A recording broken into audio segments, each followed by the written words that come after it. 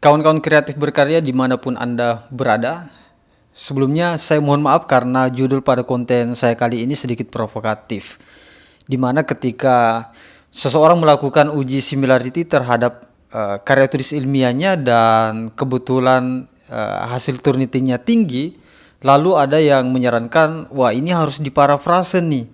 Nah makanya judulnya hasil Turnitin-nya tinggi kok malah disuruh parafrase. Dan seolah-olah kutipan lainnya misalnya ketika menggunakan kutipan langsung justru akan membuat tulisan kita similarity-nya menjadi tinggi. Saya justru berbeda dengan ini, jadi parafrase bukan alasan kemudian hasil Turnitin kita menjadi tinggi. Karena parafrase itu hanya salah satu dari beberapa teknik pengutipan. Ada kutipan langsung, kutipan tidak langsung, dan teknik parafrase itu sendiri. Baik kawan-kawan sekalian, sebelum saya menuangkan pikiran saya sendiri tentang parafrase dengan beberapa dinamika yang terjadi belakang ini, lebih baik kita lihat dulu apa sih yang dimaksud dengan parafrase. Nah, kalau menurut kamus Oxford Advanced Learners Dictionary, parafrase sebagai suatu cara mengungkapkan apa yang telah ditulis serta dikatakan oleh orang lain dengan menggunakan kata-kata yang berbeda agar kata-kata tersebut menjadi lebih mudah untuk dimengerti. Dengan kata lain, pengutipan yang sengaja dilakukan dalam parafrase adalah bentuk kutipan yang memakai kata-kata sendiri untuk mengungkapkan ide yang sama ataupun digunakan dalam menjaga koherensi dan keutuhan alur tulisan. Nah, ini kalau dalam kamus Oxford. Nah, kemudian menurut Awel Purdue, parafrase adalah kemampuan seseorang dalam menulis ulang gagasan ataupun ide orang lain dengan menggunakan kata-katanya sendiri untuk kemudian ditampilkan dalam susunan yang baru.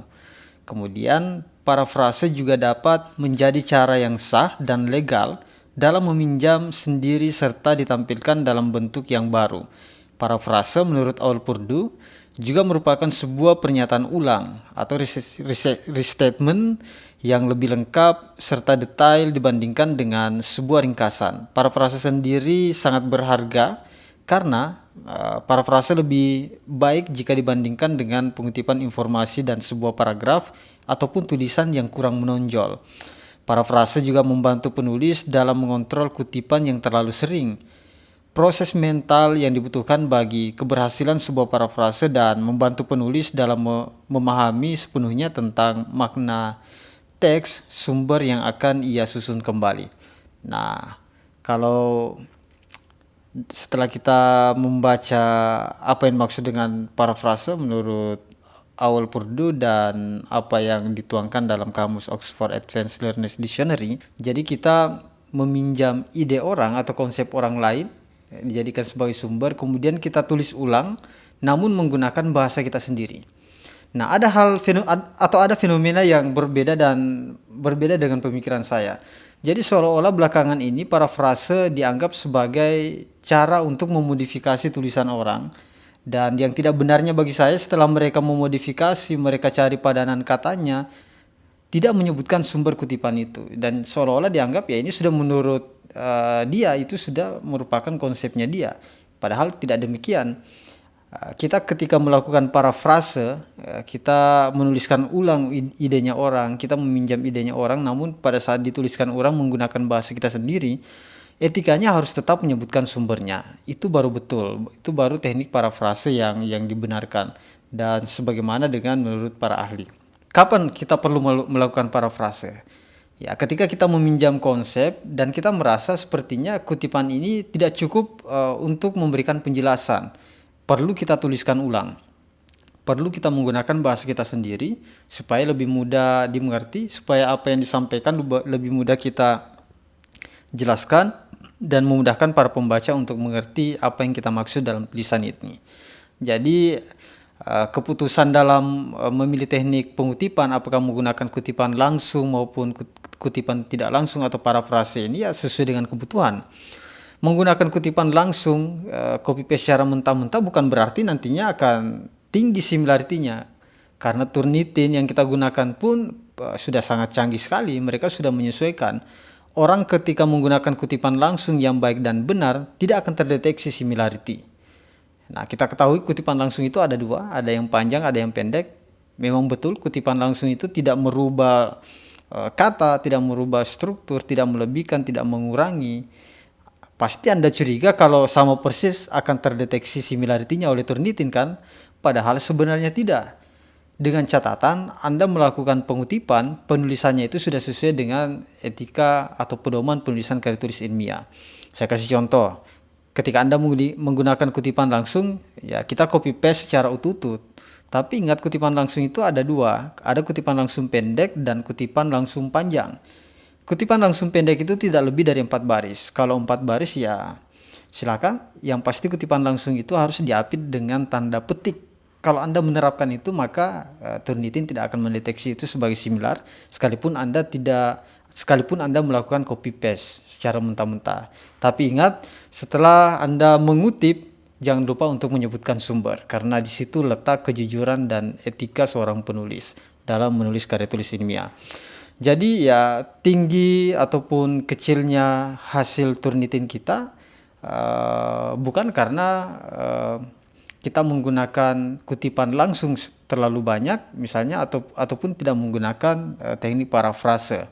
Nah, ini soal kejujuran, karena similarity sebenarnya tidak apa-apa. Hasil Turnitin 50-60 bukan berarti Anda melakukan tindakan plagiarisme. Itu baru indikasi plagiat. Nanti dicek lagi. Karena ada kemungkinan similarity kita itu besar. Ada beberapa kemungkinan. Yang pertama, Anda menggunakan kutipan langsung tetapi tidak sesuai dengan pedoman penulisannya. Atau kutipan langsung yang tidak wajar, terlalu banyak mengutip. Anda tidak mengidentifikasi bahwa ternyata kutipan langsung itu ada dua, ada yang panjang dan ada yang pendek, dan penulisannya pun berbeda. Kemudian yang kedua, kemungkinan similarity-nya tinggi karena memang Anda melakukan tindakan plagiarisme. Anda mengutip dan tidak menyebutkan sumbernya, dan beberapa kemungkinan lainnya. Jadi saya pikir mengutip langsung itu tidak ada masalah. Yang penting silakan tulis sesuai dengan pedoman penulisannya. Anda mau menggunakan kutipan tidak langsung juga boleh, tapi jangan lupa setelah membahasakan ulang kutipan tersebut selalu untuk menyebutkan sumber, karena etikanya di situ dan aturannya memang seperti itu. Kawan-kawan sekalian, gimana? Jadi untuk menekan indeks kesamaan, sebenarnya bukan menekan indeks kesamaan, karena tujuan daripada Turnitin itu adalah untuk membantu kita melihat tulisan mana yang terindikasi melakukan plagiat. Kalau memang plagiat, ya saya pikir ya sah-sah saja. Tapi Turnitin dalam pengaturannya pun sudah sangat menyesuaikan. Kita bisa melakukan exclude by word count, percentage, karena dibijaki. Misalnya contohnya ketika dalam penulisan kata pengantar, puji syukur atas kehadirat Allah Subhanahu wa taala, itu sudah dibijaki beberapa kalimat kalau di dalam standar Turnitin. Baik kawan-kawan sekalian, itu kurang lebih pemahaman saya. Jadi parafrase itu bukan memodifikasi dalam artian Anda membahasakan ulang konsepnya orang, hanya sekedar mencari padanan katanya, kemudian seolah-olah dianggap itu adalah pikiran ataupun konsep Anda dengan tidak menyebutkan sumbernya. Kemudian parafrase bukan alasan sebuah tulisan bisa bebas dari indikasi plagiarisme. Kemudian parafrase ini adalah sebagai upaya kita untuk membahasakan ulang konsep yang kita pinjam supaya mudah dimengerti. Ya, kurang lebih seperti itu. Saya mohon maaf ketika ada kekeliruan dalam pembahasan ini. Dan kawan-kawan sekalian, silakan kita diskusi di kolom komentar. Bagi kawan-kawan sekalian yang ingin berbagi pemahamannya tentang pengutipan, lebih khusus tentang parafrase ini. Dan kawan-kawan sekalian, jika ada request boleh komentar di kolom komentar di bawah. Sebelum saya akhiri, saya sangat berterima kasih kepada kawan-kawan sekalian jika baru menemukan YouTube channel ini dan berkenan untuk like, comment, share, dan subscribe YouTube channel Kreatif Berkarya.